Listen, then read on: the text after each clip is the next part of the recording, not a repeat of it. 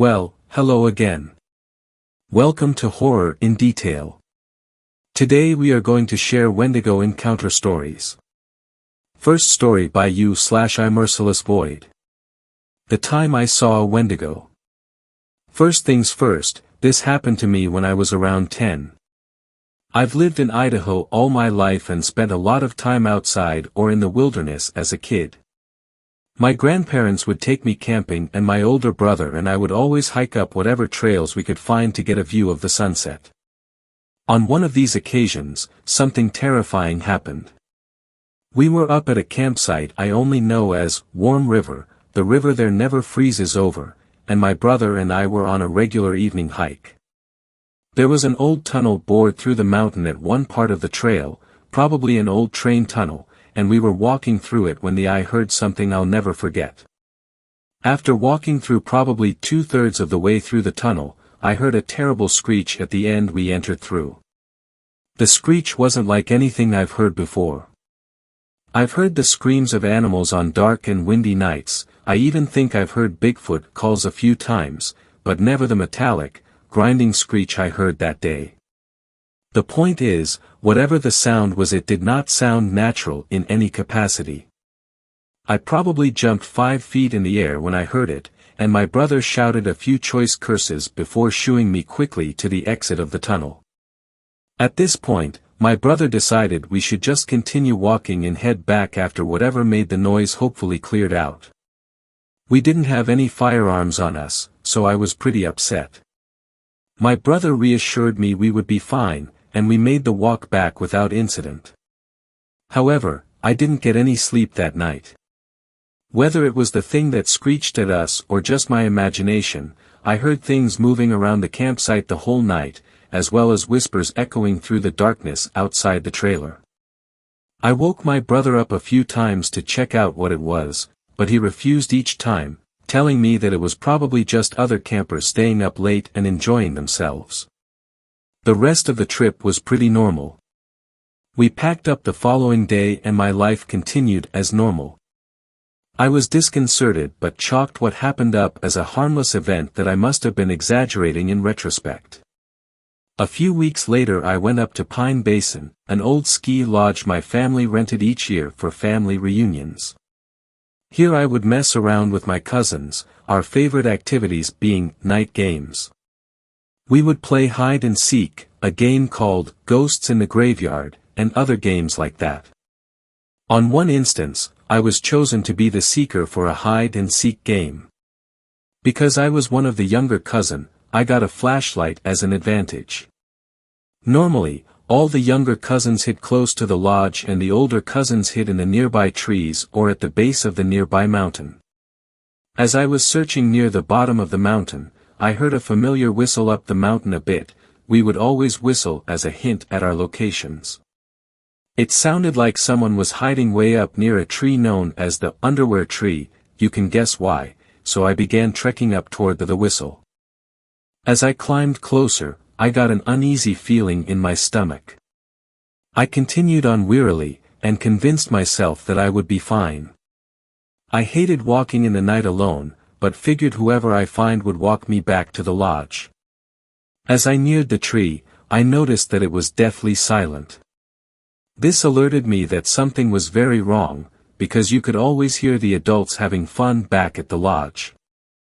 I was anxious to hurry back, so I called out, "I found you, Scott." I thought the whistle was my older cousins, "Come back down with me." I got no reply, but I wasn't planning on waiting. As I began walking back down the path, I heard a voice call, "You almost had me," so I ran back up to investigate. I flashed my light in the branches of the tree, and saw a monstrosity that was not my cousin. It looked like a poorly drawn stick figure made into a human with its emaciated figure and lifeless eyes. I remember its face looked like the skin on its head was being pulled from behind, it had torn and stretched features. As soon as I saw the creature I screamed, dropped the flashlight and ran back to the lodge. The entire time I ran I was overcome by an overpowering smell and I could hear the thing running after me. As I approached the camp I saw a few people, my cousins, at the bottom of the mountain waiting for me. I was crying and shaking and they took me inside. I told my dad what happened, but my cousins all said they didn't see anything following me. The adults kept us inside for the night, and I kept hearing sounds drifting in from the mountains. I never played night games after that happened, and was always terrified that my cousins wouldn't listen to my warnings. Ever since that night I have always felt uneasy up in those mountains. I used to be really religious and figured it was a demon of some kind trying to kill me or something like that, but those mountains have never felt the same after that incident. A few years ago the game, Until Dawn, became really popular and I watched a walkthrough of it on YouTube. When the Wendigo first appeared in game, I got chills down my spine. It was exactly what I saw, and I did a ton of research on them. I figure someone must have gotten snowed in at that old lodge and resorted to cannibalism, but that doesn't explain what happened at Warm River. I still hear that screech from time to time. It never occurred to me until watching Until Dawn that they might be from the same thing, and it scares the hell out of me every time. I heard it earlier tonight, and that's why I decided to finally write my story down. Wish me luck. Second story. This story was shared by you/Dr. Alwayscared. The Wendigo is near. This is a story which happened to me and my friend a few years back. I work in a national park as a park ranger. When my life was relatively normal, I had just landed a job at a national park. Life was good as I was working with my buddy Rob. The second day was strange. We found bear traps on the ground, we never put them there. Other than that, another day in paradise, but throughout the night, I swear I heard a loud screech coming from the woods near my watchtower. I looked and saw nothing. I just shrugged it off after a little while. As of lately we have been finding small animal corpses around the woods. This is normal since we have bears all over, it's just that these marks were too big to belong to a bear. What's even weirder is we found a tooth inside of a bloody deer. This tooth was too huge and sharp to belong to a bear. I think we have a new animal in these woods. Today we found a bear, hanging from a tree and gutted. I nearly threw up. No animal in the park could do this. Boss told us from now on to stay at the watchtowers. I kept being reassured that everything would be fine, but at this point I just couldn't be too sure anymore. Lately the screeches have been more frequent. I'm having trouble focusing. When I was younger, I was told of a creature that fed off people and animals. It could also mimic voices. It was called a Wendigo. Of course I don't believe in that paranormal crap, but something was taking out animals throughout the park. I swear I heard Rob call me from outside of my watchtower. He yelled, "Hey Trent, you have got to come see this." I nearly left, but I just felt that his voice was off, nearly distorted. I looked out of my watchtower, to see Rob, his insides dangling in the breeze. My boss ruled this out as an accident. That still didn't stop the police from questioning me. I know I heard his voice. I saw something in the woods. Let me explain. This creature I saw had huge antlers, an animal skull as a mask, and it was over 11 feet tall. The night began normally, until the screeches began again. I looked down, only to see this creature, eating my boss's lifeless body. I got a good look at it before it ran off and out of sight. The police have been very suspicious of me lately. How could they not be? Both of the people I worked with are dead. I tried to explain what I saw to the police. Of course nobody believed me. It all led to me being terminated. I've decided I'm not going to let this creature ruin my life. I have done research on this Wendigo. I plan to break into the park tonight. I will end this, I must. I'm in the park, I hear the screeches and I am following them. I hear the voices of my boss and Rob. They are telling me that they are okay and I should come meet them by my watchtower. I know from my research that the Wendigo creature is really good at tricking people. I just kept wandering around the park. I was wondering, until I heard my mother's voice, she died when I was 6. My instincts told me no, but I had missed her so much. Don't worry Mom, I'm coming. Third story. This story was shared by you/Emma Cameback. The Wendigo loves you. People always talk about how the Wendigo is so evil. Which sounds like a funny thing to say, people always talk about it, but what I mean is, when the Wendigo is being talked about, he's portrayed as a malevolent being who couldn't care less about the lives of human beings. The implication is that the Wendigo doesn't like to socialize. You couldn't be more wrong. The Wendigo is utterly fascinated by other people, their thoughts, their feelings, what makes them tick. He'll ask questions other people won't think to ask, and he'll inhabit bodies others have tossed aside. I met a woman earlier today, an ordinary day until she knocked on my door. She was an older woman, over 60, with messy gray hair and a smile that suggested a much younger age. She said her name was Doris as she grabbed my hands, looking at me with pleading eyes.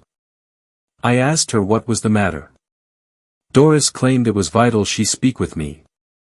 She said she believed she had been sent here by a higher power. As I stood blocking the door, I asked Doris what her religion was. Not a mainstream one, she said. I won't preach to you about the afterlife or what it means to be a good person. We both laughed at the same time, the same old lady cackle. A harbinger of things to come, I guess. I invited Doris in, instantly liking the woman. She sat at the kitchen table while I put on hot water on the stove for tea. All I had was Earl Grey, from when my girlfriend comes over. I reached into the shelf where we stored our tea and took out 2 bags of Earl Grey. Milano cookies too. Doris asked if I had a philosophy for my life, and I hesitated, clandestinely wiping some stray crumbs off the counter. I couldn't understand why, but I really cared what this woman thought of me. I don't know, I said. Live and let live, I guess. As long as no one is hurting me or my family. Doris nodded, an odd smile on her face. Her face seemed like it started to melt then, skin dripping like candle wax. Are you okay? I could hear the sound of my own voice, but it sounded far away as the question escaped my lips. Doris acted like she didn't even hear me, and she began talking about an alternative religion that would let me carve out my own path. And even if I walked my own path, I didn't have to do so alone. She wondered if I knew about the grace of the Wendigo, a great power that seethes in all of us. Doris grew antlers and eyes as red as a blood moon. I saw that playful smile on her face, suggesting hundreds of years of wisdom. I could tell by the grin that she, the Wendigo, liked tricking people. It was a gentle kind of deception, the kind that made you feel good. You laughed afterward when the joke finally clicked. I looked at her face. More melted skin fell from it and landed bubbling on the wooden table. I felt a little dizzy but pleasantly so. We talked some more, about philosophy, life, and religion. I realized then that there was no difference between these concepts. One lived as one believed. I believed that the Wendigo had my best interests at heart. Its trickery amounted to harmless play, and if you think about it, that's how friendships are forged, through fire and the twisting of flesh for some conscious purpose. I felt such a deep connection as I stabbed her neck. I cried. I thought about how she had changed my life, opened up my mind to new possibilities. I enjoyed our conversations, which branched out into many, infinite conversations. It was as though I had known Doris for years. A mentor that had faded away because of my omnipotent hand. The old woman became a husk, a skinless lump in the middle of the floor. Lit candles encircle her corpse, and I'm sipping Earl Grey tea in her honor. I'm sitting here, wearing the skin of Doris, my friend. Such a surreal feeling. If you don't believe me, try it out for yourself. But be warned. You'll never experience anything like it again. The immense spiritual pleasure dissipates eventually, but the lifeless wrapping remains. I never had a true friend until I met Doris. Now I'm watching the Wendigo devour her like a rabid dog. With each finger consumed, I'm losing my connection to her. All the neat things we talked about, gone like the wind. I'm hearing whispers, faint echoes that prove to me our conversations actually happened. The Wendigo is my friend now, even if it's from a distance. He can be your friend too. He loves you. Fourth story. This story was shared by you/spoopy_hollow. Unidentifiable 10-foot-tall creature spotted in Lebanon, Maine. My sister and I were driving to a haunted walk in Lebanon, Maine called Destination Haunt, and while in the town trying to find the place we drove onto this really old dirt road called Lord Road from the east. At the time we turned onto the road it was day and the sun was out. As soon as we started driving down, the sky turned near black like night as if the sun was setting and a fog engulfed the road. We quickly started joking about how this is like one of those wrong turn roads in those horror movies where a group of kids get lost in the woods and never leave. It added to the effect when we drove over a old wooden bridge suspended over a river. My sister acknowledged the narrowness of the road and asked how two cars could fit traveling in opposite directions. I joked, well, no one ever leaves this place. In Maine all you see are fields of trees for hundreds of miles at a time, but the trees on this road looked unusually different. They were all collectively old and had the color sucked out of them, their branches and bases curved in usually zigzag patterns unlike conventional trees that grow in a pattern to get the most sunlight. I drove a few miles until I had enough of the massive puddles and decided to call the place we were trying to find. They told me that their location was miles away on the west side of this road and to turn back because the east side was flooded and we should enter the west end entrance located on the other side of town instead. We turned around and saw a moose walking across the road, very normal in Maine, but right behind it was a 10-foot-tall black as can be two-legged and unnaturally slim creature running unnaturally fast across the road. My sister screamed, it looked like Slender Man. Only it had huge black jagged horns and had no apparent bodily features or shape to it. It looked like a 2D cut out of an unnatural human.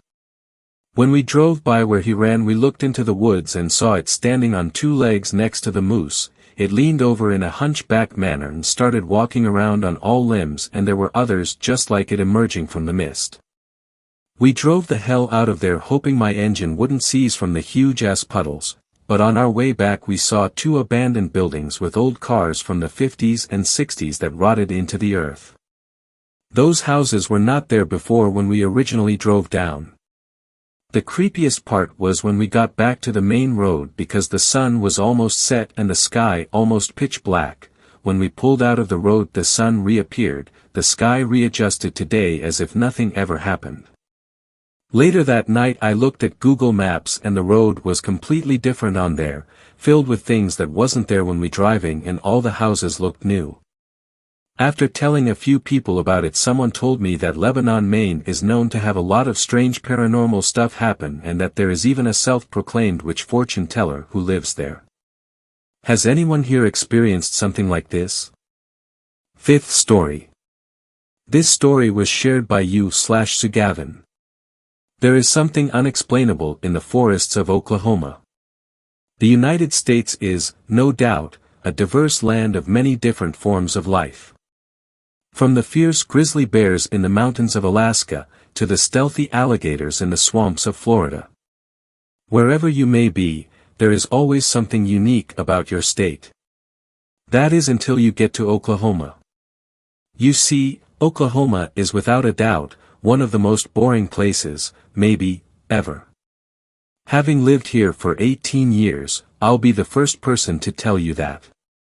Sure, there are large cities, just like any other civilization, however they are spread out over tens, even hundreds of miles apart. What you are left with in between those cities is what some refer to as the sticks, or the boondocks, or the country, whatever you choose to call it, and that is where I'm from. In the sticks it consists of four main elements: lots of trees, lots of crops, lots of wildlife, and the occasional Walmart or Dollar General. Since there is not a lot to do out here, that is where most Oklahoma residents take up the pastime of hunting, and that is where my story begins. It was a cold November night, right in the heart of deer season. I was laying in bed enjoying a video game I was playing, when there was a knock on my bedroom door. It opened, and my dad walked in. "Hey kid," he said. "Yes, Dad. You haven't been hunting this season yet, why don't you take my bow and I'll get you set up, and in the morning you can head out there, and go kill us something." Wow, he's really putting me on the spot here. I thought to myself. Yeah, sure, why not? I said to him. He told me to dress warm and to meet him outside by the front door in 10 minutes so we could walk out to the spot, so I would know where to go when it was time to leave tomorrow. We began our walk into the woods. With every step we took, I began to get a little bit more annoyed. Where are we going? I thought we were just gonna go behind the house. I didn't know we were gonna have to hike to the hunting spot. Damn, what was I thinking? I should have just said no. When we finally arrived at the hunting spot, we were more than a mile out into the wilderness behind my house. He finally stopped by a huge oak tree and pointed his flashlight at some cedar trees that were off to the side. "Do you see it?" he said. "No," I replied. He walked closer and shined his flashlight into the trees, to reveal a tiny chair that was hidden under some tree branches and sticks. "That is where you're gonna set up in the morning, got that?" I nodded my head as he tossed out some dried corn, to attract the deer in the morning, when I came back. "What time do I need to head out here?" I asked my dad, expecting him to say 6 to 7 a.m. He then muttered, "You need to be up and ready to head out by 4 a.m. My heart sank, it was going to be pitch black outside. There's no way I was going to be able to make it all the way out here in the pitch black. We finally made it back to the house by 11:30 and I headed up to my room, to get as much sleep as possible before this hunting trip. I awoke to the painful sound of my alarm blaring into my dark room. I looked at my phone and it was 3:40 a.m. I sighed and sat up. I put on the warmest clothes I could find and made my way out into the living room. There on the couch sat my dad's bow, 2 arrows, and a small but sharp hunting knife. I grabbed the gear plus a flashlight and made my way out the front door. Navigating the woods at night was an extremely frightening experience that took much longer than what I would have wished. I left my house at 4 a.m. and I did not arrive at the hunting location until 4:37. I was impressed with just how many trees I managed to walk into and how many times I almost tripped over large logs, even with the help of my flashlight. Once I arrived, I sat down in the little uncomfortable plastic chair and began waiting. My dad wanted me out here so early because it makes it a lot easier for the hunter to sneak into his spot and the deer not being able to watch him. I'll never forget the paranoia I experienced in those woods, in the pitch black. The feeling of not wanting to breathe too loud because something or someone might hear you is like no other. After roughly 15 minutes of sitting in the quiet darkness, I heard it. Sticks snapping and leaves crunching. It was a deer walking to my spot. My heart began to pound as I listened closer. The leaves continued to crunch with each footstep, but that's when I picked up on something strange. Is this thing walking on 2 legs? I thought to myself. It sounded just like a pair of human legs walking through the leaves. Is it my dad? I thought. Maybe I forgot something at the house. Surely it has to be him. But no, it couldn't have been him. The footsteps were coming from the woods, not the trail we walked. The footsteps emerged from the woods, and stopped. After a short pause it took 1 step towards me. A moment later it took 1 more step in my direction. I began to get nervous. Deer shouldn't be acting this way, what the hell is this thing? I raised my flashlight up from my lap, and in a moment of pure bravery and stupidity I clicked my flashlight on. What I saw in front of me still haunts me to this very day. In front of me stood a creature no shorter than 10 feet tall. It stood on 2 legs. It was covered in black fur. The face was human, I believe. The face looked to be of a man's face. The eyes were closed and the mouth was contorted into a sinister grin. It had 2 great big antlers that seemed to come off of an elk or a moose. It had hooves for feet, and its arms were long and skinny but had what appeared to be claws on the end of its hands. As soon as I saw this thing, I clicked off my flashlight, praying it didn't see me. Too late. I almost started gagging from fear when I heard this thing sprinting at me. As fast as I could, I loaded an arrow and drew back the bow. Without hesitation I fired the bow into the darkness, hoping I could hit the creature, but I missed. I heard the arrow whistle off into the woods before striking a tree. Shit. Stupid idea. I thought. I immediately stood up and began sprinting down the trail. The creature was in close pursuit. I ran faster than I knew I could down this trail. When I was almost halfway home I began to naturally run slower because of fatigue, and that's when it swiped at me. It hit me directly in my right calf. I stumbled and fell off the trail and into a nearby ditch. Once I fell in I could immediately feel the warm blood begin to start gushing out of my leg. I quickly tore off my hoodie and wrapped it around my leg as a temporary tourniquet. However, my bleeding leg was the least of my worries. The creature jumped down into the ditch with great force and began swiping at the ground, hoping to hit me. Luckily the thing landed about 20 feet away from me, so I had some time to spare. I hurriedly pulled out my flashlight and threw it behind the creature. Upon hearing the flashlight hit the leaves it turned around and began swiping at the ground once again. As quickly and quietly as possible, I crawled out of the ditch. On my way out, I heard the creature begin to make a clicking noise from its mouth. Now I can't confirm it, but I assume that noise was the creature using echolocation to find me. If this thing is blind, how did it see my flashlight back at the hunting spot? I thought. Then I realized I had to click my flashlight on, and the creature probably heard that. Despite now knowing it was using audio to track me, I still ran to the best of my ability out of the woods. The thing didn't follow me out. I made it home and crashed through my front door, bleeding all over the place. My parents took me to the ER to get stitched up. They asked me what happened and I told them what happened, but of course they didn't believe me. They assumed I fell while walking through the woods and tore open my leg somehow. And after a while I began to think the same thing. Maybe I was sleepwalking and fell, maybe I was hallucinating, who knows, is what I used to tell myself. I almost forgot about my experience until today. My dad went out hunting and was supposed to be back 3 hours ago. Me and my mother began to get worried. I walked out my front door. I planned on going to look for my dad, and that's when I heard it. Screaming. I don't know if it was my dad's or if it was just a wild animal, but we called the police anyway, and as I type this, I can hear a faint clicking out by the woods, and if I look hard enough, I think I can make out a human face, looking up at my window. Please, if you are ever in the forests of Oklahoma, be extra quiet. You never know who or what is going to hear you. 6th story. This story was shared by you/Dark Night Tales. I used to be a park ranger in the Adirondacks.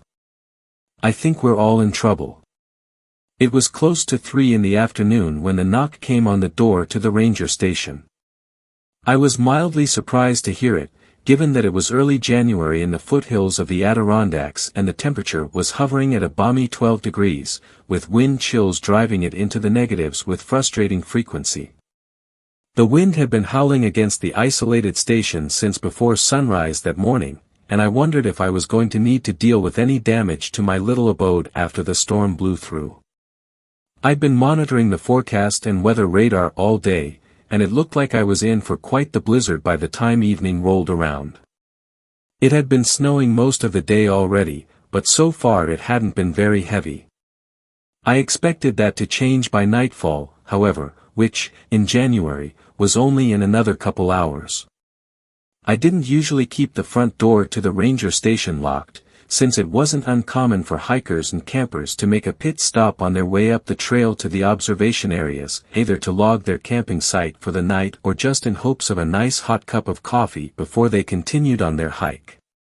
The door hadn't been latching correctly lately, though, and had the tendency to swing open when a strong gust caught it just right, so I'd been keeping it locked until I could repair it. The knocking was light, somehow hesitant and almost polite, if that makes any sense. It was so quiet that I almost didn't hear it over the whistling of the wind and creaking of the station. I'd been in the middle of composing an email request for a new generator, as mine had been acting up a bit lately, and had to pause my typing and listen intently to ensure I'd even heard it in the first place. When it came again, only a bit louder, I pushed back from my desk and took another sip from my steaming mug before walking over and opening the door. Outside stood 5 people, 3 men and 2 women, all dressed in what looked like expensive and very new cold weather coats and snow pants, all looking very similar except for the various bright colors and all bearing the familiar North Face logo. Their anxious faces peeked out from within their drawn and cinched hoods, and I had to suppress a grin. They looked dressed to climb Everest, not hike the lower trails of the Adirondacks. Tourists. Probably European and probably their first time seeing this sort of weather, I thought. It was a fairly common occurrence. Folks from all over the world came to visit these mountains, looking to experience all the beautiful wilderness we had to offer. I wasn't unsympathetic. If you weren't used to the unpredictable climate here in the winter, it could quickly catch you by surprise and get dangerous very quickly. "Hi there," I said cheerfully, stepping back into the doorway and motioning them inside. "Come in out of the snow and warm up by the fire." The man who'd been knocking turned to his companions, said something in Spanish, and then turned back to me with a wide grin and nodded, stepping past me and into the warmth of the station. The rest followed quickly, anxious to get out of the chill wind that was blowing hard outside. As soon as they were all in, I closed the door again and locked it to make sure it didn't blow open. "Gracias, sir." "I am Martin," said the man, pulling back his hood and unzipping his quilted down coat. He gestured to the others in turn. "This is Lucas, Diego, Sofia, and Triana." I nodded my greeting to each. Martin continued with a smile. "It is very cold. We come to visit USA from Spain, to see your beautiful mountains and enjoy the lovely scenery." His accent was very heavy, but his English was far better than my Spanish, so I didn't have much room to criticize. "But it seems a storm is coming and we fear there will be too much snow." "Unfortunately, we are not so prepared for that." I nodded, patting him on the shoulder as I moved past him and opened the door leading to the shelter room, reaching in and turning on the lights. "That's certainly true, my friend. I'm afraid we're in for a bit of a blizzard this evening." "Bad time for a winter stroll through the mountains," I said. "Fortunately, we happen to have enough space for you and your friends to make yourself at home and wait out the storm. My name is Jackson Turner, Ranger.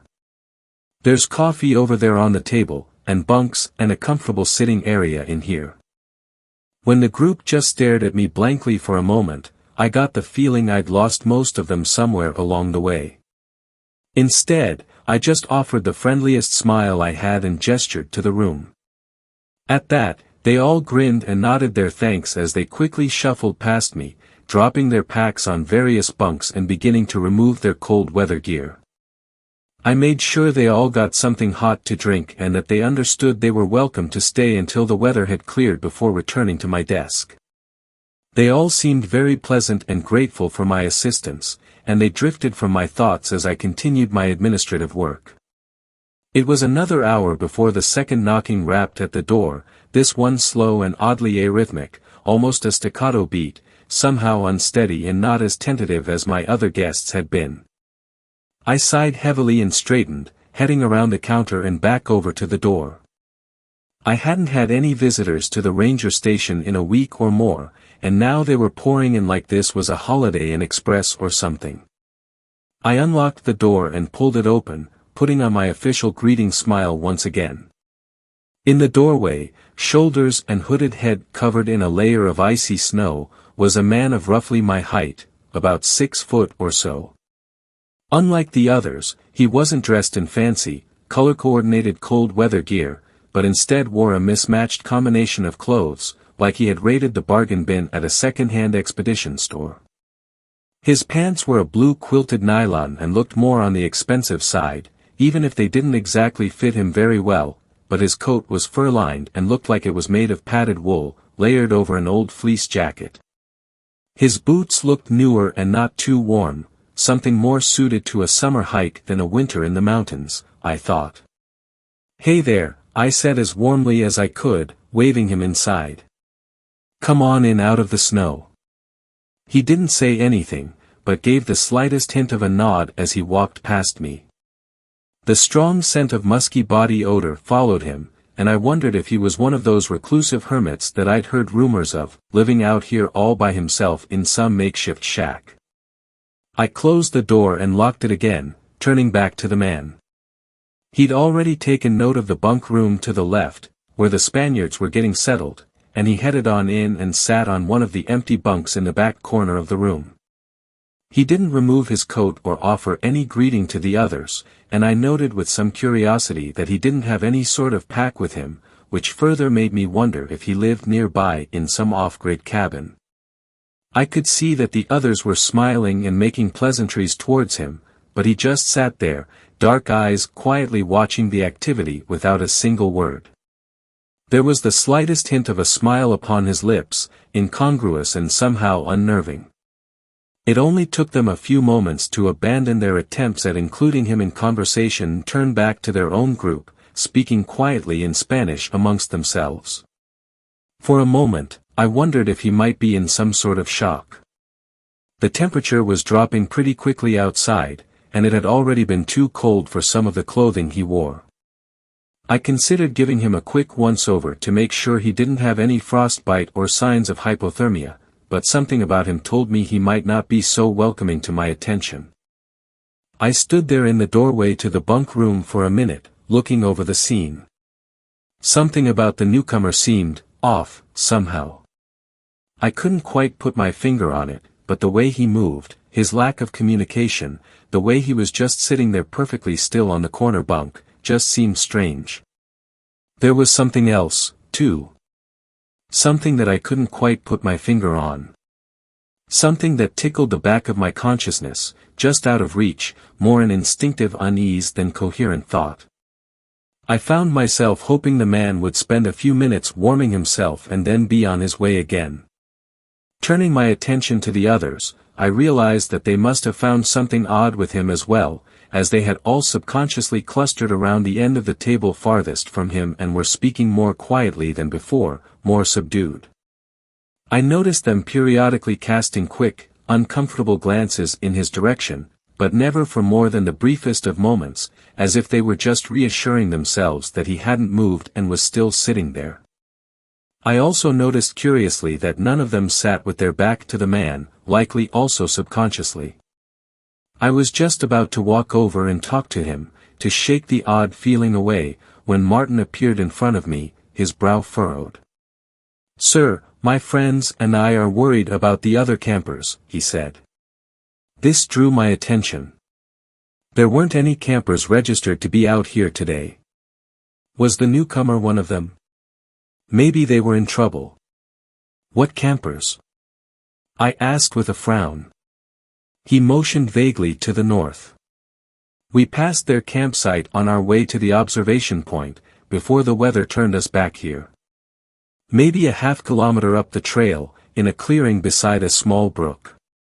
He cast a quick look over his shoulder at the stranger sitting in the corner. There it was again, I thought, that same unease. Martin continued. There were 3 of them, 2 men and a woman. They had some of those cold weather tents set up and seemed to be well prepared for the storm, at least as far as we could tell. We stopped and warmed ourselves by their fire for a bit. They seemed very experienced and were not concerned about the cold, but I am no expert. Well, it sounds like they should be okay, I said with the best reassuring smile I could muster. They should have checked in with me, but if they're as prepared as you think, I'm sure they'll be just fine. When the storm passes, I'll head up there and check on them, just to make sure. He flicked his eyes to the man again and then locked them with mine with a surprising intensity, like he was trying to tell me something with his gaze alone. He lowered his voice and said, the campers, they were all wearing very good clothing. Sophia's brother is a climber in some very cold regions and she recognized the camper's gear as similar to what he uses. Even better news, then, I started, but Martin cut me off. Exactly like the pants that man is wearing now, he said quietly. I looked over at the man again, once again taking note of his hodgepodge combination of clothing. The gloves he still wore looked to be thin and ill-suited to the winter weather, but looked well-made and would have been fine for a mild autumn outing. He still hadn't moved or said anything, and his emotionless eyes drifted slowly across the Spaniards with what seemed to my growing paranoia like a hungry interest. It was almost like he was inventorying them, evaluating them, somehow. Once again, that tickle in the back of my brain, telling me something was not quite right with the man. Something was just a little out of place, but I still couldn't figure it out. It set my teeth on edge. I looked back at Martin. Are you sure? He shrugged. As sure as we can be. Sophia says she is certain, but the rest of us do not have the experience to recognize these details as well as her. Was this man with them? I asked, but I already knew the answer. Martin shook his head. No. I have never seen him before now. He leaned in a little closer and lowered his voice. This man, there is something, he said, trailing off, unable to find the right words. I nodded. I know. I feel it, too. I walked back to my desk and opened a drawer, retrieving the holstered handgun and attaching it to my belt. The spare magazine went into my pocket, and I grabbed my heavy jacket from a nearby hook and pulled my fur-lined hat over my ears. Martin followed me, watching with interest. I looked over his shoulder, making sure we were out of sight and earshot of the bunk room. I'm going to check on the camp. Have you ever handled a shotgun? I asked. He nodded. I hunt pheasant with my cousins every year. I am a very good shot. Good, I said. That doorway beside my desk is my room. Right inside you'll find a 12-gauge pump, loaded but not chambered. If you need it. He just gave a silent duck of his head. I should be back within the hour. I know the place you're talking about. Keep him here until I return, but don't do anything if you don't have to, I said, closing my coat and making sure the zippered slit covering my holster was open and accessible. Be careful, Jackson Turner. I feel some darkness in the air. I just gave a tight-lipped nod before opening the door and stepping out into the wind. The icy chill hit me immediately, cutting through my heavy pants and finding its way through every little opening in my clothing. The wind out here was a constant buffeting and howled in my ears. The snow along the trail was only a little over ankle deep, but tugged at my boots with every step, slowing my progress. The area that Martin had described was one of the few marked campsites along this area of the trail, and though it wasn't strictly required for campers to check in before setting up, it was highly encouraged. This deep in the woods, 20 miles away from the nearest town, the only real lifeline that anyone had were the rangers. If anything went wrong out here, the fact that you registered with the local ranger station may very well mean the difference between life and death. That didn't mean that everyone followed that rule, though. Most of the time, it was new campers, those folks lacking some of the wisdom of experience, that didn't know or didn't think it necessary to check in before setting camp. Sometimes, it was the opposite. Some highly experienced outdoors folks felt that there was no need, that they could handle anything that came their way. Either way, as I followed that northern trail, a growing unease began to color my steps. I felt the tight grip of anxiousness tickling my every breath. I didn't know what I was going to find. If I was lucky, I'd find 3 cold weather, double-wall, silicone nylon tents, with their occupants snuggled warmly and safely within. If that was the case, I'd just check on them and turn back to my station, hopefully before the worst of the storm began in earnest. If not, well, I'd have to figure that out when it came. Asterisk. A half hour later, I reached the campsite. Or, at least, what was left of it. The remains of what were obviously 3 high-quality winter tents were positioned compactly around a central fire pit, their bright red material shredded and torn and flapping violently in the fierce wind, looking very much like a lunatic array of flags in the heart of a hurricane. I pulled the ears of my hat lower, adjusting the chinstrap tighter. "Hello," I shouted, straining to make my voice carry above the wind. Even with all my force, it still sounded pathetically impotent in the roar of the coming storm. "Is anyone here?" I waited a long moment, but could hear nothing but the rush of wind and the whip-like snapping of the nylon fabric. The campsite had all the hallmarks of a bear attack, except I hadn't seen a bear in months, and we'd never had a bear attack in this area that I'd ever heard of. It wasn't like the forests out west, we didn't have brown bears here. Black bears, yeah, but they were smaller and nowhere near as aggressive as big browns. Sure, they could be dangerous, especially if startled or threatened, but they didn't actively hunt humans. I took a few more steps forward into the campsite, drawing the Sig Sauer 10mm and holding it at low ready as I performed a quick visual of the tents. Nothing. No signs of bodies, blood, a struggle, anything at all. Just destroyed tents that could have been abandoned by the campers when the wind started getting bad and the fabric started to fail. And then it caught my eye. A flash of dark gray, partially hidden by the snow between 2 of the tents. Another 10 minutes of snowfall and I'd have never seen it. Moving closer, I towed the frozen bundle of cloth, overturning it before picking it up with my free hand, keeping the Sig at the ready. It was a pair of thick winter pants, old and torn and covered in dark red-brown stains that looked too fresh for my comfort. They were fur-lined and looked to be woolen. As soon as I lifted them free of the snow, the wind blew a familiar musky smell into my face, and I dropped them in revulsion. Another 2 feet beyond, the hint of blue in the white drift drew my attention, and I cautiously approached. I recognized the puffy material of a cold-weather jacket, and when I reached out to expose more of it, I staggered backwards in shock, realizing suddenly that I was looking at a crudely dismembered arm, still wrapped snugly in its warm jacket sleeve.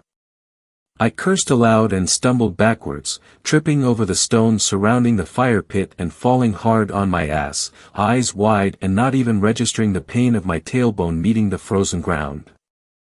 I sat there, hyperventilating, for what felt like minutes, long enough that the frigid chill was settling into my legs and backside from where I sat dumbly in the snow, eyes wide and breath ragged.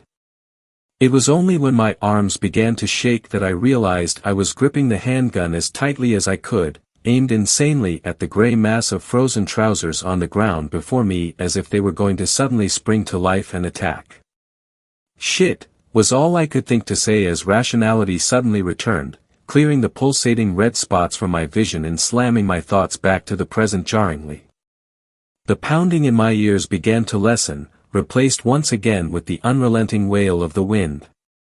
I leapt to my feet and started running back along the trail, back to my station, where Martin and Lucas and Diego and Sophia and the other girl, whose name I couldn't remember, sheltered from the coming storm with. With what? Was he some sort of psycho serial killer, stalking the lonely hiking trails of upstate New York? That didn't make any sense. I'd been here for 3 years and never heard of anything like this. As I ran clumsily through the snow, which was now halfway up my shin, I thought back to those gray pants, discarded in the campsite. They had been shredded, not just torn and ripped from age and wear. It had been something violent that caused the damage, and the blood stains seemed to lend credence to that theory. So, whatever had happened, the stranger had decided to replace his damaged and stained pants with those of his victims. And then I thought about how none of his clothes matched, and how his boots and gloves weren't even suitable for winter weather. How long had this been going on? 20 minutes later, the dim yellow lights from the windows of my station appeared suddenly from the nearly whiteout conditions that had overtaken me with the full coming of the storm. The temperature had dropped even more, and I was amazed that I had been able to keep up my pace long enough to make it back, driven by adrenaline and fear. I slowed to a halt before my ranger station, noticing immediately how the front door hung open a few inches. My mind urged me forward, to go racing in, but I had to take a few moments to catch my breath and let my racing heart slow a bit before I entered. I couldn't understand why the door was only open a few finger widths. If it hadn't been locked, the first strong gust of wind would have blown it fully open and sent it banging against the wood paneling of the wall behind it. But what occupied my thoughts far more was the implication of that open door. There's no way it could have been missed by anyone within, and nobody in their right mind would have sat in the station while the freezing wind and snow blew in through the open doorway. I pushed that door aside and crept as quietly as possible to the door, pushing it gently at first, then with greater force as I felt some resistance holding it closed. I gripped my sidearm tightly, muzzle directly forward and at chest level, finger resting along the frame of the pistol and ready to drop to the trigger and go to work in a moment's notice. The door gradually gave way and pushed inward far enough that I was able to slide through the gap, the howling of the wind and the protesting of the building blessedly providing enough cacophony to cover the sounds of my entrance. As soon as I stepped inside, I found myself in the center of a fever nightmare. A body lay behind the door and had served as an impromptu barricade. I could only tell that it was one of the women by the delicate shape of the body, as the head and upper torso had been savagely mutilated, the skin and scalp torn away from the red white of the skull viciously, presumably while she had desperately tried to make her escape from whatever hell had pursued her. Blood slicked nearly every surface around me, hot and stinking of copper, and I became aware of a wet, tearing sound emanating from the bunk room. The lights in that room were flickering chaotically, the hanging bulb in the center of the room swinging maniacally, as if it had been recently struck and was still settling its pendulum motion. As quietly as I could, I ducked around the doorway into the room, fresh shock coursing through my body in a cold wash that threatened my consciousness. Bodies and pieces of bodies lay strewn about the room haphazardly, most still enshrouded in bits of clothing, now tacked in place by sticky crimson. I could feel the heat in the room from whatever horrifying act of violence had occurred, from the bodies that now lay scattered about like discarded playthings. At my feet, I noted a handful of empty shotgun shells, where they had fallen and been arrested by the viscous gore that painted the wooden floorboards. The shotgun lay nearby, chamber open and magazine tube empty, only inches away from the barely recognizable remains of the man I'd known as Martin. Terrible slashes and wounds covered his ravaged corpse, looking as if he'd been thrown into a shredder.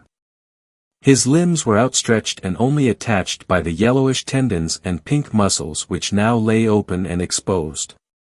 My eyes were drawn at that moment to the source of the sounds I'd heard before, and I saw the crouched form of the stranger straddling one of the bodies, Lucas, I think, by the bright yellow of his North Face jacket. I watched in horror as the stranger dipped his head again and again, jerking it savagely each time it came away, as if tearing away more bits of meat with each movement. I noticed then that the stranger's hands had somehow grown, elongated, and taken on a shiny chitinous appearance that left the fingers as jagged and gore-encrusted claws. After only a moment's shocked hesitation, My reflexes took over and I snapped the muzzle of my handgun up and squeezed the trigger. I know that the thunderous blasts of the 10mm must have been deafening, but I barely registered it as I watched blackened holes appear in the thing's back. It threw its head back in what I can only hope was pain and cried out in a shrieking screech that drowned out all else. I squeezed the trigger again, and another bullet punched its way through the horrifying thing. Suddenly, almost faster than I could track, the stranger exploded up from where it had been feasting and lit upon the wall, its terrible claws sinking into the wood and holding it in place as it turned its head 180 degrees to face me. The eyes had turned completely black and grown to the size of golf balls, and the jaw looked almost to have disjointed from its skull, the skin at the corners of its mouth drawn back in a hideous grin that stretched nearly from ear to ear, exposing a mouth full of shark-like triangular teeth, now stained bright red. It tensed, and an instant later it had leapt to the next wall, gripping the exposed wood like some monstrous insect, eyes fixed upon me. Before it could make another move, I fired again and again and again, my panic-induced attack miraculously finding purchase more often than not as empty brass cases ejected against the doorframe next to me, ringing out like death bells. Then there was a long moment of silent stillness in the room, and its black eyes were fixed on me, still unnervingly cold and alien. I tensed, waiting for the thing to pounce towards me, but it was clear I'd heard it. I don't know how badly, but black ichor dripped from the half-dozen wounds punched by my hollow points, and I thought I heard a sickly rattling in its slow, deep breaths. With a final ear-splitting, otherworldly shriek, it leapt again, this time away from me and through the window at the rear of the room. The glass shattered outward, and then it was over. I stood alone in this charnel house, left only with the remains of the 5 Spanish tourists and the disconcerting awareness that the slide of my handgun was locked back, smoke lazily drifting from the barrel and the magazine now empty. Asterisk. That was almost a year ago, and I've since transferred from field operations to an administrative position within the Park Service. My office is located in the middle of a city, surrounded by people and without a lonely forest or dark wilderness in sight. After the investigation died down and the deaths were ruled as animal predation, I tried to return to my posting, but I just couldn't do it.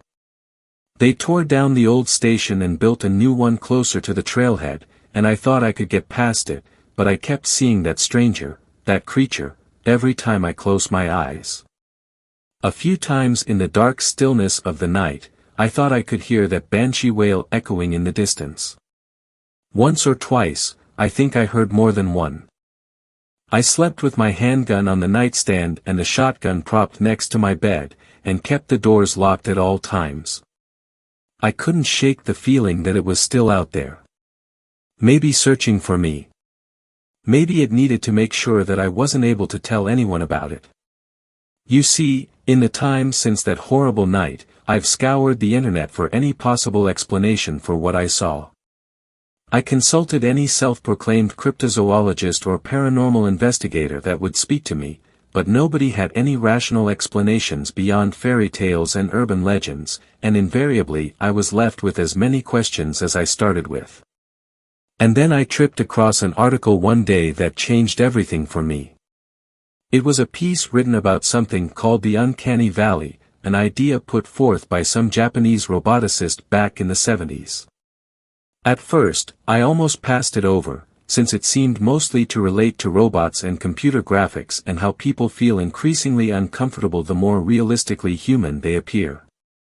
But then I read a theory about why people may react this way and how it may be an evolutionary artifact left over in the dark corners of our reptilian brains. About how, at some point in our distant shared racial history, there may have actually been predators that looked almost human. They may have appeared so close to our ancestors that they were able to blend in with us almost perfectly. According to the theory, primitive humans may have developed a keen sense of facial recognition as a survival mechanism. This may have been passed down through genetic memories, fading just a little with each generation until today, where it existed as little more than an instinctive warning when we looked at someone who wasn't quite right.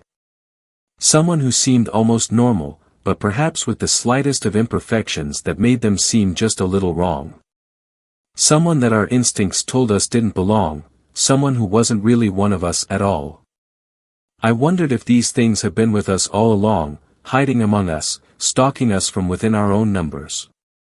Yesterday, on my commute to the office, I noticed a young woman sitting by herself in the back of the subway car.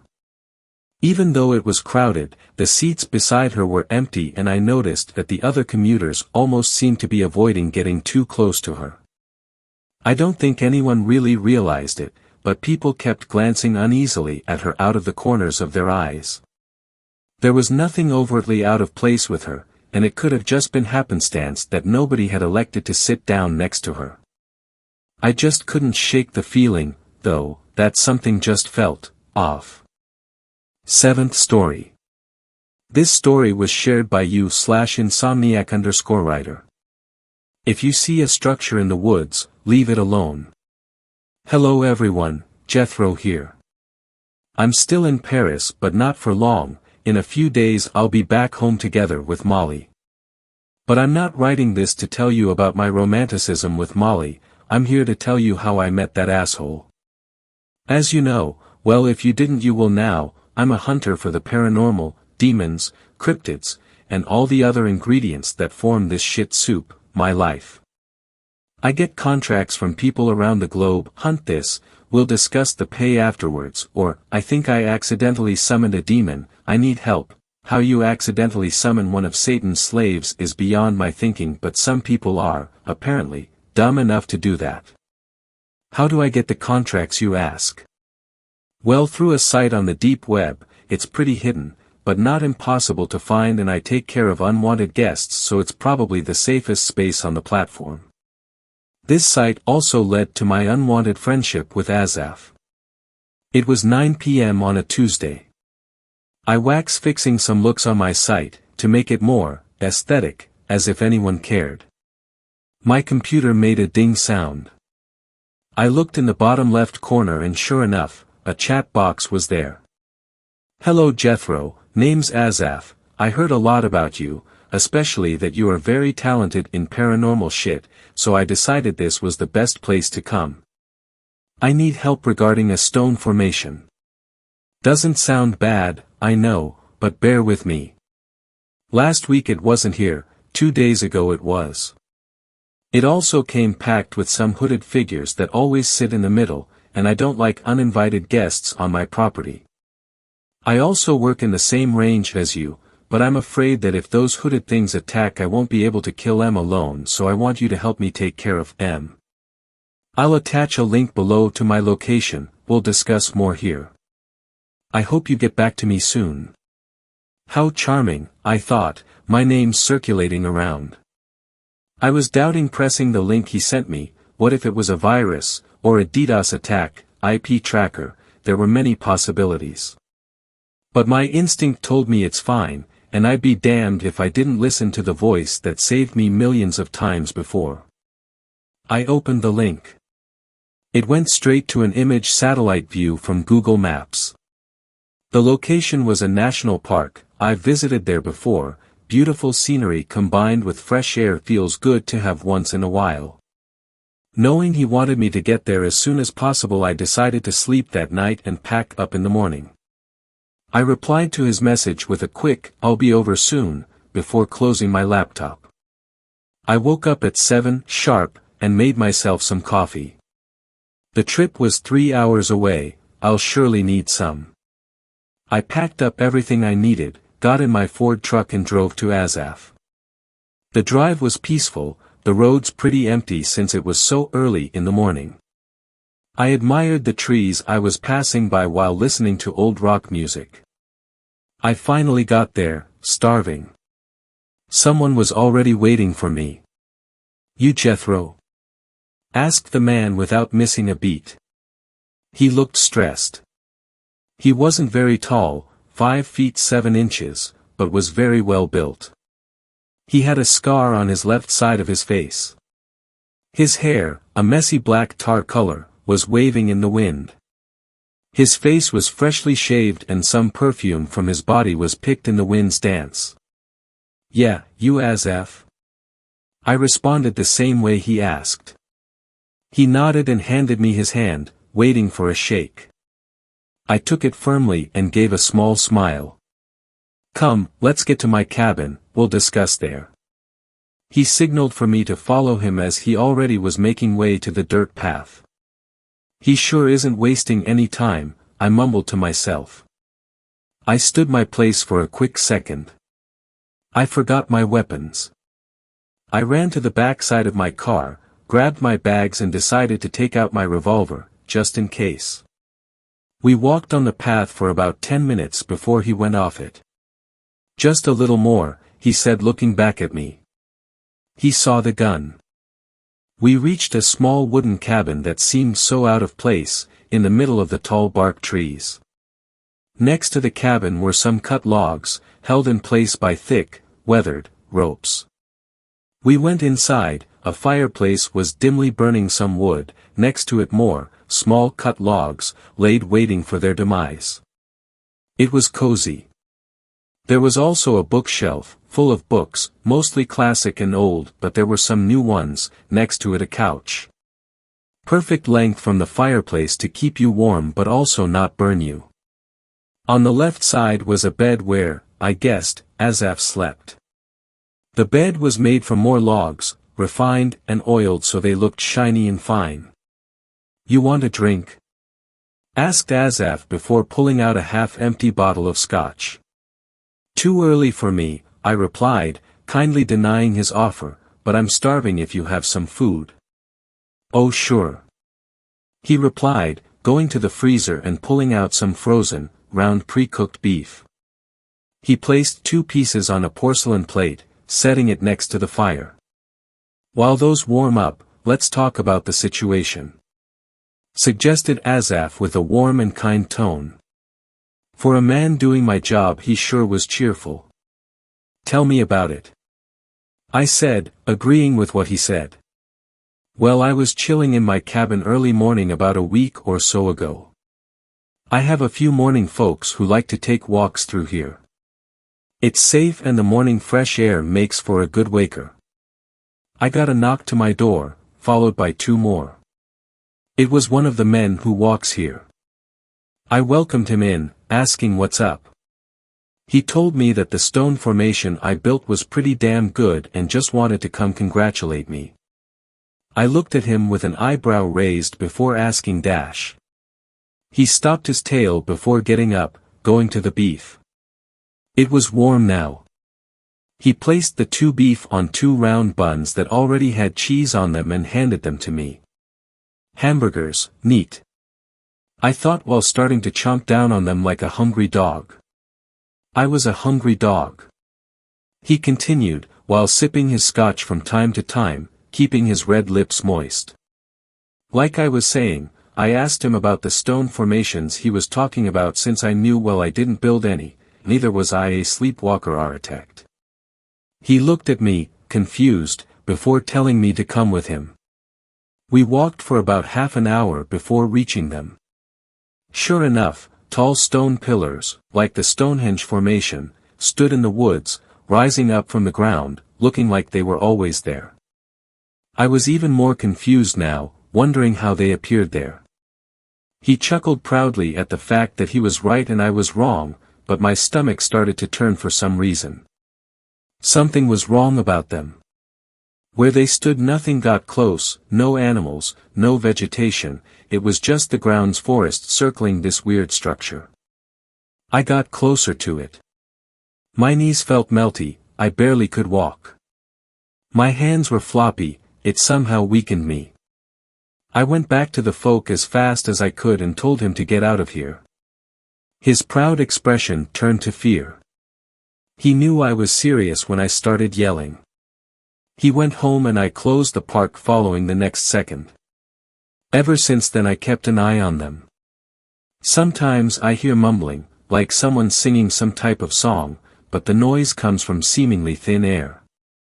I decided to reach out to you when the hoods first appeared. He finished the story as I finished my food. It was good. I stared to the floor, my mind trying to figure out what was going on from what he told me. I finally got an idea.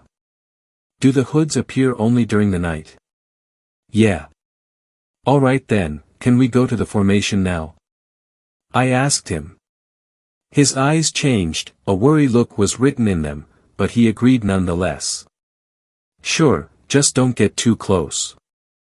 I know what I'm doing, don't worry. I told him with a chuckle. He was dead serious, my chuckle slowly dying in his piercing stare. We walked for 30 minutes, as he said, before we reached them. I stared at them for a second before being interrupted by Azaf. What do you think? The same look of concern plastered on his face. I can't tell much if I don't get close. Also, you didn't mention the candles that are around the middle of this thing. What candles?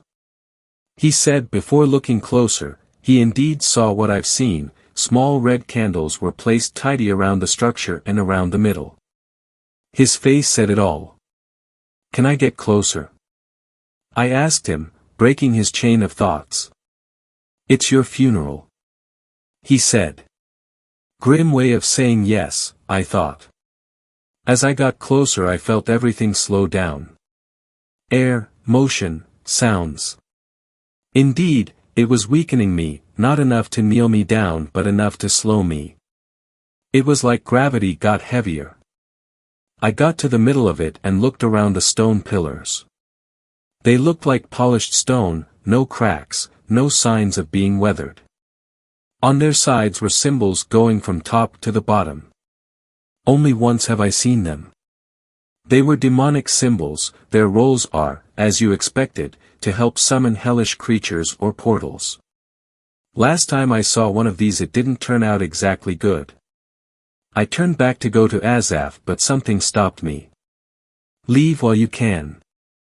Came a hushed and raspy whisper. It didn't sound like Azaf. I looked around, confused, for its source but all I found was the forest and the confused look of Azaf. What are you looking for? Something whispered to me. I told him, signaling him to be quiet. He didn't speak for a second but when he saw I couldn't find anything he said, quietly, do you remember the sounds without a source? I did remember, and it wasn't a good sign. Something made its home in the structure and it didn't like visitors. What did it whisper to you? He asked, curiously.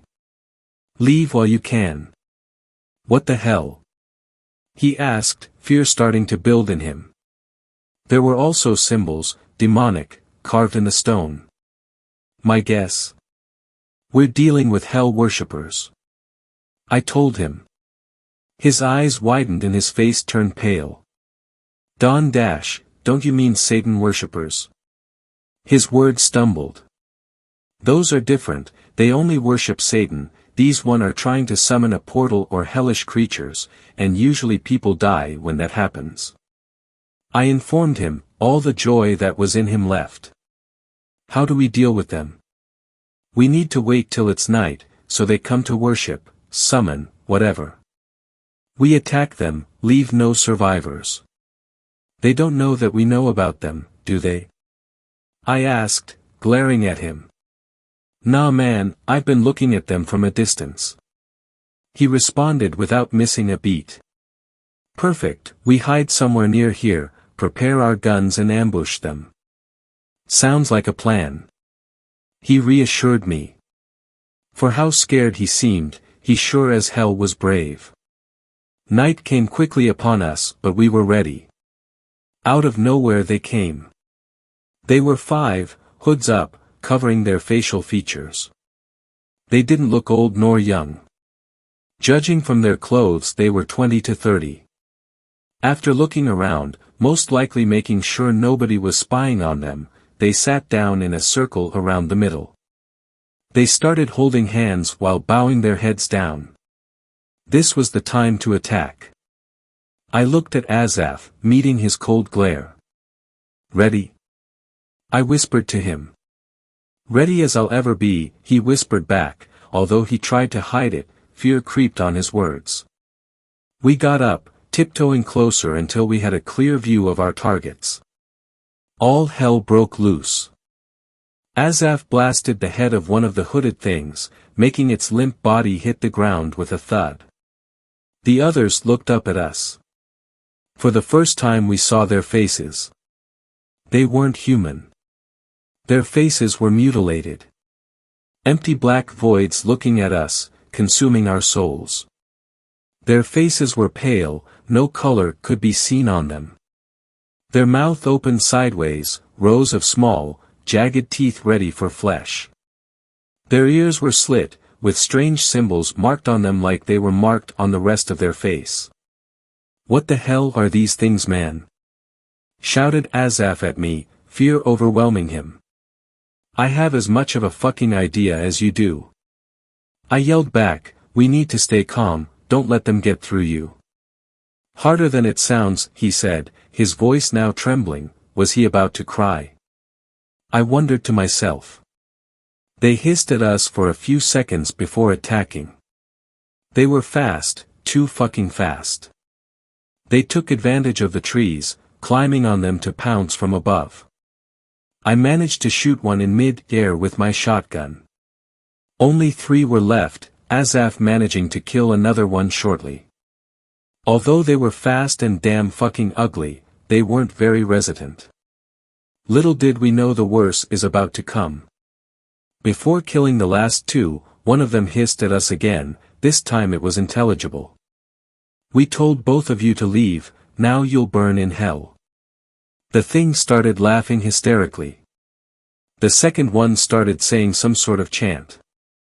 At first the words sounded normal, but as the chant went longer it got considerably faster.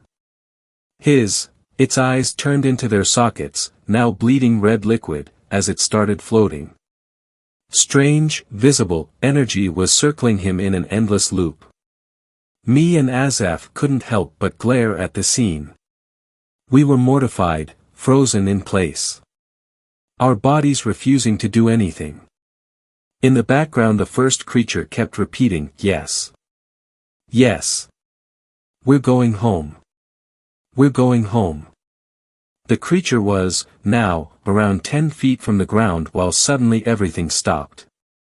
Sounds, movement, gravity, blood flow. The demon fell down, hitting the ground hard, bone cracking coming from its body. We expected it to be dead, it wasn't. A few seconds later some sort of portal opened. We could only see fire inside it. The sound that came from it was worse. Millions upon millions of tortured screams shrieked in a painful symphony. My ears were hurting. I looked at Azaf, he was trying to cover his ears too, but that didn't work. The sound was too strong. We were fucked unless we did something. We did the only thing we could do, shoot at the portal as much as we could. The bullets were landing but they were going inside. We remembered the 2 creatures. The first one was still laughing. I put a shot in its eyes, "Fuck you asshole." Azaf was about to do the same to the second one but it got up. It floated again, only now it was even less human than before. As it floated, arms thrown wide, in AT pose, it started blabbering something. Another fucking chant. I yelled annoyed. I looked at Azaf. His gaze met mine. Something was wrong. The creature suddenly stopped and when it did, Azaf shot at me, barely missing me. "What the fuck are you doing?" I roared, tears starting to form uncontrollably in my eyes. "You're going to die for your sins, you mortal pleb," yelled Azaf back. Then it clicked. The demon took control of Azaf's mind, making him try to kill me. I couldn't bring myself to shoot him for some reason. He was still a human inside. I needed to kill the creature. My task only got harder when from the portal 2 skinwalkers and 2 Wendigos came. "Oh, give me a fucking break, will you?" I shouted at the creature. Deep down I really wanted it to give me a break. The thing only laughed at me, staring at me, its stare saying, "See you in hell, idiot." The demon went to the portal, closing it. It was me versus everything. I checked my ammo bag, thank God I always bring more than I expect is needed. The Wendigos pounced at the same time. Their smell of decay and death hitting my nose like a fire truck. I barely managed to dodge before the skinwalkers followed them. One of the walkers threw me to the ground, luckily I had a tight grip on my shotgun. I shot 2 rounds in the ground while trying to aim at them. I managed to do it and I shot one of the skinwalkers straight in its face, making it flop to the ground, its face turning to a fleshy and bloody mush. The others shrieked angrily. My friend snuck behind me, shooting at me. Motherfucker hit my shoulder, but luckily it wasn't with the shotgun he had. It was with his pistol. I don't know what he did to the shotgun. I squealed in pain, shoving him to the ground. I'm not gonna kill you, asshole. I squeaked at him before I got thrown into a tree by a Wendigo. My shotgun fell to the ground, but luckily I managed to flip my rifle from behind, fully auto-ing the Wendigo's body. He fell on top of me. Its weight felt like crushing my bones. I finally managed to shove it away from me. I looked up, seeing the demon laughing while applauding. He was toying with me, this was a theater play to him. I shot at the demon but he flew past the bullets, raising a finger up and moving it to the sides in a no motion. Azaf got up and shot at me but my adrenaline and fear allowed me to use the Wendigo carcass as a shield, throwing it on him after he stopped shooting. This would give me enough time to deal with the creatures. The skinwalker rushed at me like an angry bull. I just got away, making it hit a tree. The tree made a loud breaking sound, its leaves hushing from the shock. It hit the tree so hard it fell on him. The hellish creature looked back at me, hunger written all over its eyes. It shrieked loudly, trying to get the tree off, but it didn't have time as I got my revolver and emptying 6 silver bullets in his head. How the fuck am I alive? I mumbled to myself, trying to breathe. I managed to catch my breath. The Wendigo sat still. The demon must have been controlling it as well. He wanted his show to go on a little longer. Alright, you stupid asshole. Let's make a deal. I tried pleading to the demon through heavy breaths. Surprisingly, he looked interested in my words. A low growl came from his mouth. Go on. If I manage to kill your last pet, I said, pointing to the Wendigo, you leave my friend alone, giving him back his mind. After that, me and you will fight. If you win, you can have my soul. If I win, you die. He stared at me for a second, contemplating the offer. Do you think a mortal like you can kill me? Those silver bullets you have won't do much to me. He was right, a demon, his tear was almost immune to silver bullets. But I had other ammunition that he didn't know of. Well, it's the only fucking chance I have for me and my friend to leave this place alive, right? He smiled at me, basically answering my question. Alright, you put a good show for me, so I'll give you this one chance. Thank God, I said to myself. I went to grab my shotgun, reloading it. I contemplated shooting directly at him, but I decided against it. When I was done preparing, I looked at the thing, nodding. The demon kept my friend standing still in the air, next to him. I looked at my shoulder, hoping the adrenaline would get me through the pain. The thing released the Wendigo. The hungry pest wasted no time pouncing at me. The ground shook as he ran after me. He was strong. I slid on the ground, him jumping over me. I turned back to him and shot 2 times. One hitting his chest and one missing. Come on, Jethro, concentrate. I mumbled. The demon was smiling, thinking I'm done for.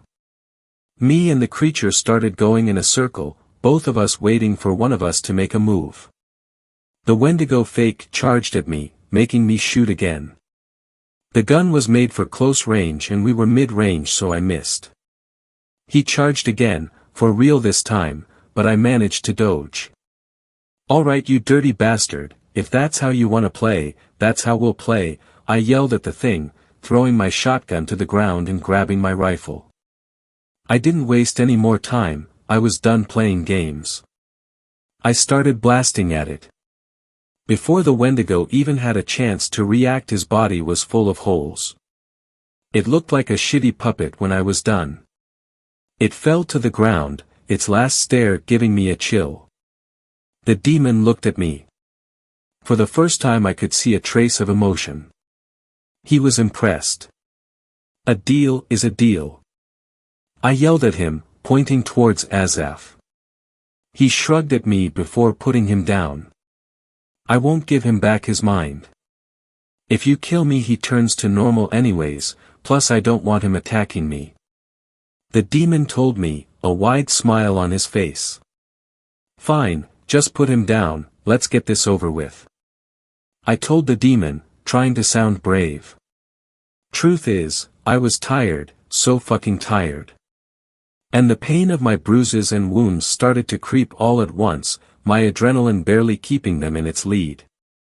As the demon was letting Azaf down, I loaded silver bullets blessed by an actual angel. Again, a story for another time. I didn't have many, but I believed enough to take the demon down. As I got ready, so did the demon. He attacked. He was ruthless, its claws moving quick, swiping from side to side. It almost ripped one of my arms off, but I managed to stumble out its way, getting some distance. It was no use. The pain overtook me. I laid, sitting down on the cold, hard forest ground, leaning on a tree. "Any last words, mortal?"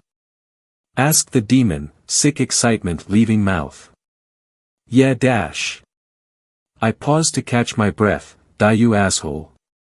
I finally muttered out, bracing for the impact. The demon looked at me confused before bringing his clawed hands upwards in a swift motion. It didn't have time to finish. As I was laying there, helpless, I heard a yelling from behind the demon before the gunshots accompanied it. It was Azaf. He rushed to my side, but I didn't hear what he said since I passed out. I woke up at the hospital, apparently 2 days later. That's what Azaf told me anyway. I stood in the hospital for a few more months before I recovered. I had a broken arm, a broken ankle, and my back was badly damaged, barely not reaching my spine. The official cause was that me and Azaf were cutting down trees. One fell on me. As for the gunshot wound, I bribed the staff with $5,000, since they needed some new equipment anyways. When I was finally let out, Azaf invited me to his new place. He sold the property and moved further inside the city.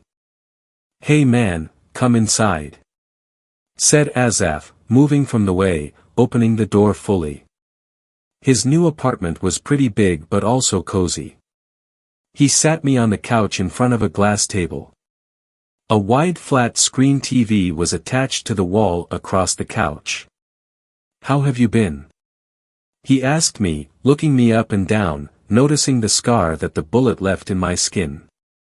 "Well, other than sitting in that boring hospital for months, I can't complain," I said with a chuckle. "No kidding, I don't know how you're alive after what you told me happened." "What can I say, I'm a tough asshole," I replied, keeping the bright mood. His eyes fixed on me, they got a little dark, making me worry. "Also sorry for, trying to kill you," he said. He was honest. His words were warm and came with a stutter. "Well, that wasn't you, so don't worry about it," I said, reassuring him that it's all right. He truly felt sorry. "So you sold the national park?" I finally asked. "Yeah, after what happened in those woods, I never want to go back there or in a forest," he said, the regret of selling it was written on his face. "You gotta do what you gotta do," I said. He smiled before saying, "I guess." "Oh yeah, since you're so tough we should team up," he said. I knew this was coming. Yeah, it'll be cool, but I work alone. I said, denying his offer. Ah, bummer, guess this is where we part ways then, but you owe me for saving you. He said, a grin forming on his face. I can't complain, I guess, I do owe you. I said, a little annoyed, but what was I supposed to say? How did you save me anyways? Oh right, you blacked out. The demon was so concentrated on you, on his pride, his victory, that the spell or whatever he had on me became weak. I somehow managed to snap from it. I took your rifle, it was on the ground next to the demon, he didn't see me. I blasted the rifle at its head. It collapsed on the ground after a few shots. I don't know what bullets you had in it, but they did wonders. I got you in my car and rushed to the hospital. Jesus Christ, well thank you man. I said looking at him. For the first time since we met I didn't see him as an asshole. He took a pause, contemplating what to say next. He finally spoke. Great, well I'll contact you when I need your help. He said, walking with me to the door.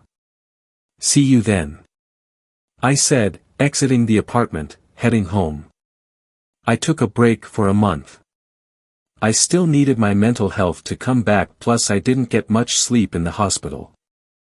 Right when my month ended, Asaf contacted me about the house I told you about.